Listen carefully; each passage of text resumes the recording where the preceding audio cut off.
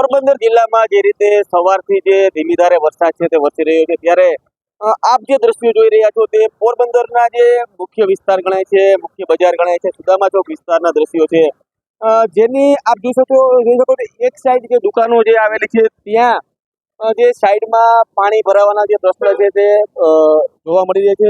ઓછા પાણી છે પરંતુ પાણી છે તે ભરાયા છે, અને મેઇન વસ્તુ એ છે આપ જુઓ કે ગટરનું જે ચેમ્બર છે તે ચેમ્બરમાંથી પાણી જે છે તે બેક મારે છે, અને આ ગટરનું પાણી છે તે ઉપર આવતું હોય રસ્તામાં તેમ જોવા મળી રહ્યું છે. એટલે કહી શકાય કે આ કયા કારણોસર પાણી છે તે બેક મારે છે તે જોવું રહ્યું. અને ખરેખર મહાનગરપાલિકાની જે પ્રી મોન્સૂનની કામગીરી હતી કે પાણી સુદામા ચોક વિસ્તારમાં જરા પણ નહીં ભરાય તેવું સામે નથી આવી રહ્યું, અને પાણી છે તે ભરાઈ રહ્યું છે.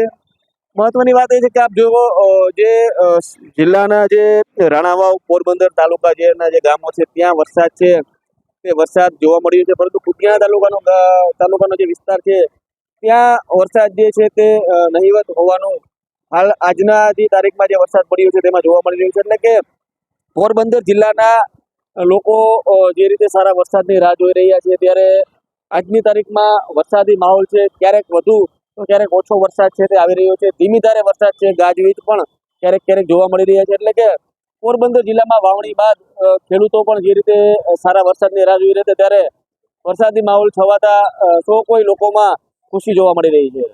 પ્રતિશ સેલુ, પોરબંદર, મિરર.